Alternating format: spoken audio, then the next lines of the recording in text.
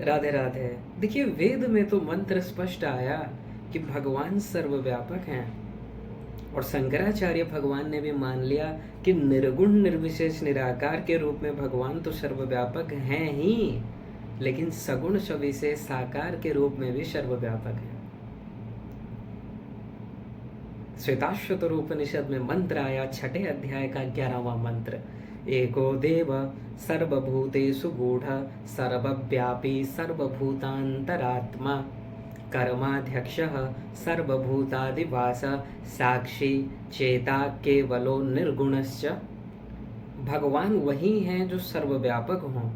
अगर एक जगह ही कोई विराजमान है और आप उसे भगवान कहें, ये नहीं हो सकता।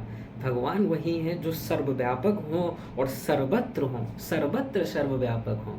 इसलिए गोस्वामी तुलसीदास जी महाराज ने कहा कि हरि व्यापक सर्वत्र समाना, समान रूप से व्याप्त हैं। ये तो जो भोले भाले जीव होते हैं, जिनको तत्व ज्ञान बिल्कुल नहीं है, वही कहते हैं अरे वो पहाड़ के ऊपर जो भगवान है वो एकदम सिद्ध है, वहां पर जो चला गया एक बार बस दर्शन हो जाए, वो समझ ले जन्म मृत्यु के इस चक्कर से ही सदा के लिए वो मुक्त हो गया।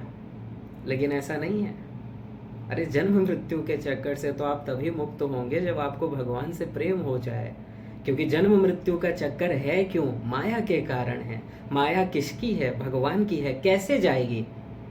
मामेव ये प्रपद्यन्ते, गीता 7:14, दैवी है सा गुणमयी मम माया दुरत्यया माम एव ये प्रपद्यन्ते मायामेतां तरन्ति ते। माम एव, मेरी ही शरणागति जो करेगा उसी से माया जाएगी।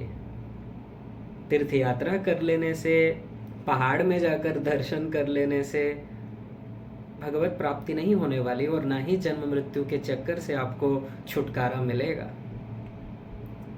ये जो नरसिंह भगवान का अवतार हुआ वैशाख शुक्ल चतुर्दशी, जिसे नरसिंह जयंती कहते हैं, नरसिंह भगवान का प्राकट्य उत्सव क्यों हुआ? क्या भगवान अपने भक्त के रक्षा के लिए प्रकट हुए? देखिए, भक्त की रक्षा तो भगवान कर ही रहे थे। हिरण्यकश्यपु बहुत पहले से ही प्रहलाद जी को सता रहा था, लेकिन बाल विवाह का नहीं कर सका। बहुत प्रयास किया, कुछ नहीं बिगाड़ पाया। तो क्या भगवान हिरण्यकश्यपु के उद्धार के लिए आए? नहीं, ये भी उतना श्रेष्ठ कारण नहीं है, क्योंकि शत्रुओं का तो संहार भगवान अगर संकल्प ही ले लेंगे उसी क्षण हो जाएगा। भगवान का ये अवतार का मुख्य प्रयोजन क्या है? पहला तो ये है, जब हिरण्यकश्यपु ने पूछा कि अगर तेरा भगवान तू बोल रहा है सभी जगह व्याप्त है, सर्वत्र है, तो कस्मास्तंभे न दृश्यते, मुझे इस खंबे में क्यों नहीं दिखाई दे रहा? प्रहलाद जी विनम्रता पूर्वक बोलते हैं, पिताजी हमको तो दिख रहे हैं, हम तो प्रभु के उस झांकी को निहार रहे हैं, अब आपको क्यों नहीं दिख रहे हैं? अब ये हम क्या बताएं, आपके आंख में क्या दोष है? गुस्सा आ गया उसको। तो उसने जब पूछा कि क्या तेरा भगवान खंबे में भी है, प्रहलाद जी ने कहा हाँ है, तो गुस्सा आ गया इसको और एक जोर से मुष्टि का प्रहार किया, और भगवान नरहरि आधा नर आधा सिंह इस रूप में प्रकट हो गए। बोले नरसिंह भगवान की जय। तो वहां पर श्लोक आया है भागवत में, सत्यम विधातुम निज भृत्य भासितम व्याप्तिम च भूते स्वखिलेषु चात्मनः। विधाता की वाणी को सत्य करने के लिए, अपने भक्त प्रहलाद की वाणी को सत्य करने के लिए। क्यों? क्योंकि भक्त ने कह दिया है कि मेरे प्रभु इस खंबे में हैं, और भगवान कहाँ? जहाँ भक्त कह दे वहीं भगवान है। अब इसका मतलब ये नहीं है कि भगवान वहां पर नहीं थे, प्रहलाद जी के कहने से ही प्रकट हो गए, नहीं, भगवान तो वहां पर थे, और यहाँ पर प्रकट इसीलिए हुए क्योंकि यहाँ पर उनके भक्त, अगर भगवान यहाँ प्रकट नहीं होते तो भक्त की वाणी मिथ्या हो जाती। और भगवान सब कुछ सहन कर सकते हैं, लेकिन भक्त की वाणी मिथ्या हो जाए ये भगवान सहन नहीं करते हैं। मेरे भक्त की वाणी कहीं झूठी ना हो जाए। नहीं तो भगवान को कोई, देखिए, आवश्यकता नहीं थी प्रकट होने का, क्योंकि भगवान तो ऐसे ही रक्षा कर रहे थे प्रहलाद जी का। लेकिन अब क्या हुआ? हद पार हो गया।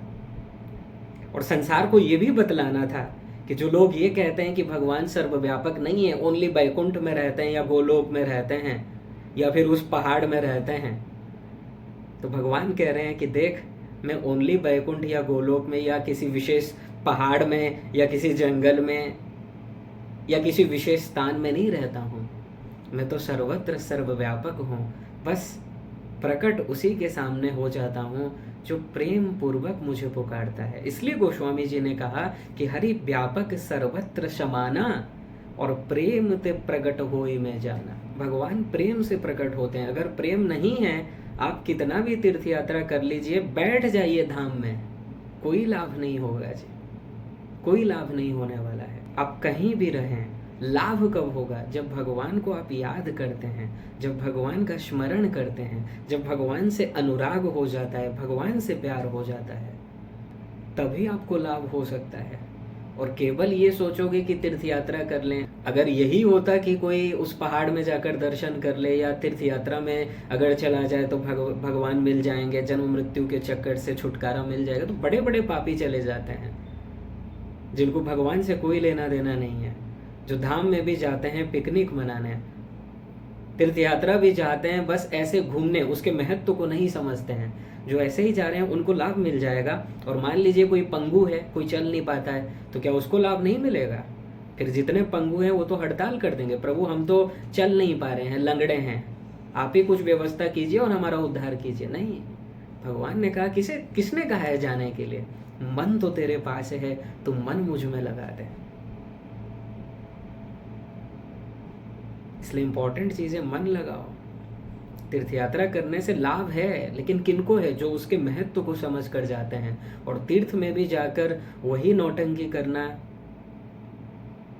घूमना फिरना, उसके महत्व को नहीं समझना, वहां पर जाकर भी अपराध करना, वहां पर जाकर भगवान का स्मरण नहीं करना, भगवान का नाम संकीर्तन नहीं करना, फिर क्यों जा रहे हो तीर्थ?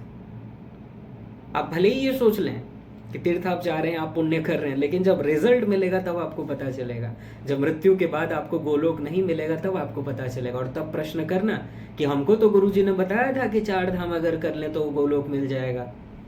वहां पर यम के दूत पूछेंगे किसने, कौन से गुरु ने कहा था? क्या श्रोत्रिय ब्रह्मनिष्ठ गुरु ने आपको कहा था? जो श्रोत्रिय ब्रह्मनिष्ठ होगा, वास्तविक महापुरुष होगा, वो तो कभी ये नहीं कहेगा कि ओनली तीर्थ यात्रा से भगवत प्राप्ति हो जानी है या ओनली धाम में बैठ जाओ भगवत प्राप्ति हो जानी है। नहीं, आप कहीं भी बैठिए, इंपॉर्टेंट चीज मन कहाँ है, यही इंपॉर्टेंट है। अगर मन से आप कहीं भी हैं और भगवान का स्मरण कर रहे हैं, भगवान के लिए आंसू बहा रहे हैं, वही भगवान है, वही भगवान प्रकट हो जाएंगे। कहीं जाने की जरूरत नहीं है। ठीक है जी, तो इस बात का ध्यान रखिएगा।